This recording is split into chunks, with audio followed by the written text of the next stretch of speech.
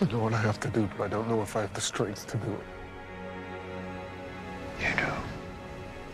Kylo Ren, or should I say Ben Solo, was the shining light in an otherwise controversial sequel trilogy. Performed by an outstanding Adam Driver, his character was always in motion, like a ticking time bomb, ready to explode whenever the momentum swung in the opposite direction. Kylo was, in my opinion, one of the most interesting villains we have gotten in Star Wars, because of his everlasting insecurities and the internal conflict that focused on who he wanted to be, yet would never completely become. Show me again the power of the darkness, and I will let nothing stand in our way. Grandfather.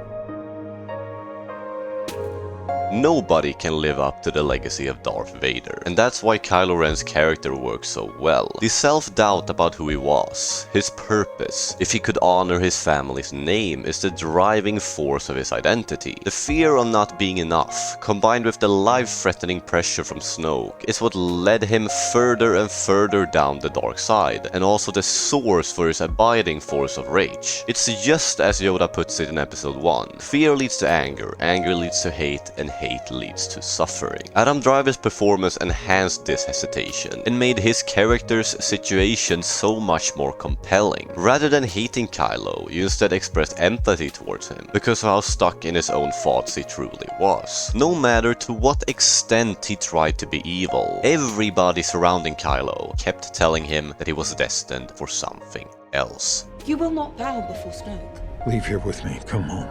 We miss you. We'll turn.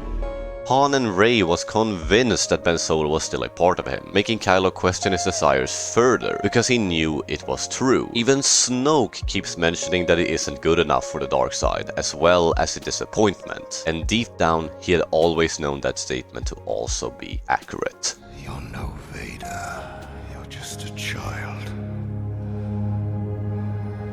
In a mask.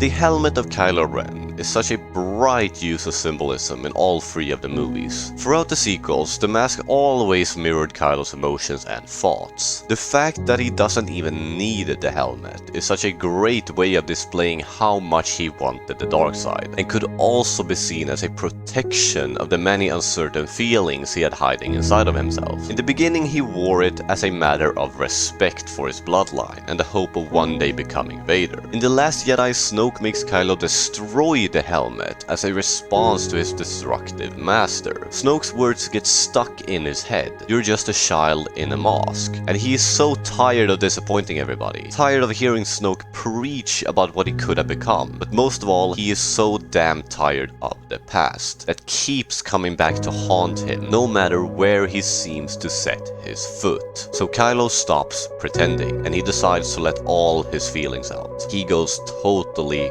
rogue.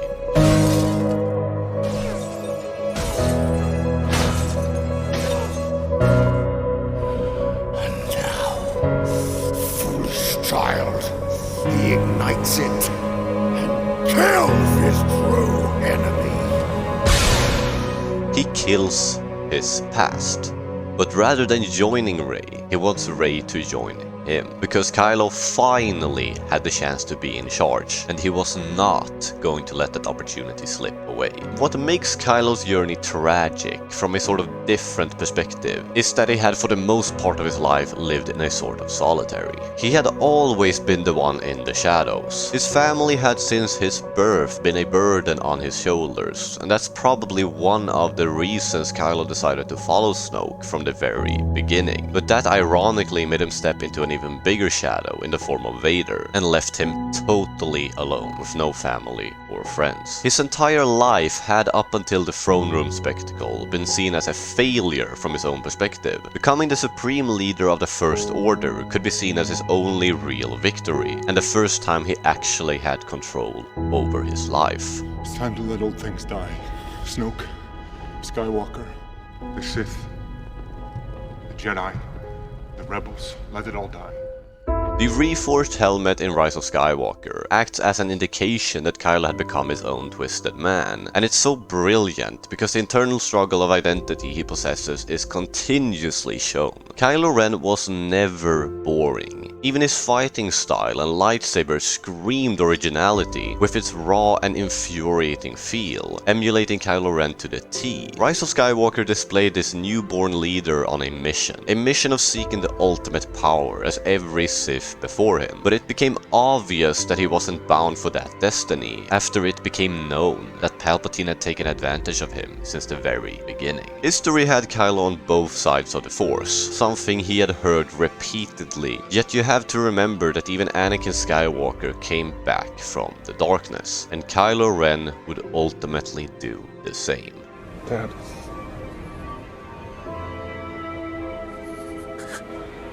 I know.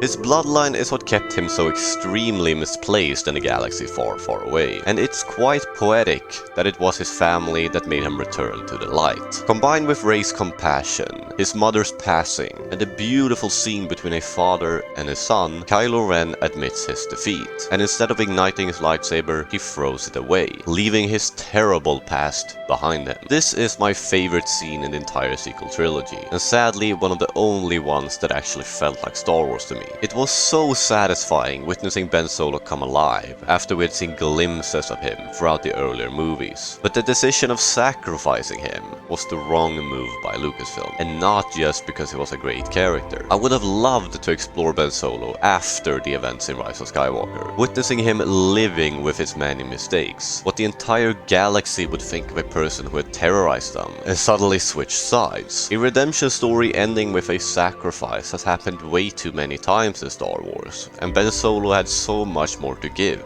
in my humble opinion. Thank you for watching. Press the like button and subscribe if you enjoyed the content, and may the Force be with you.